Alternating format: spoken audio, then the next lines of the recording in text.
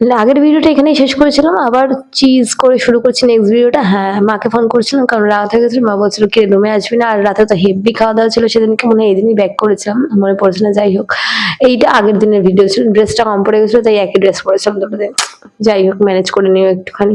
কি আছে, ক্যাট মারা নিয়ে কথা আর ভিডিও তোলা আর ফটো তোলা নিয়ে ব্যাপার। তো ব্যাপারটা হচ্ছে বেশ সুন্দর ভিউ ছিল, শুধু পাশে ছিল না মানুষ।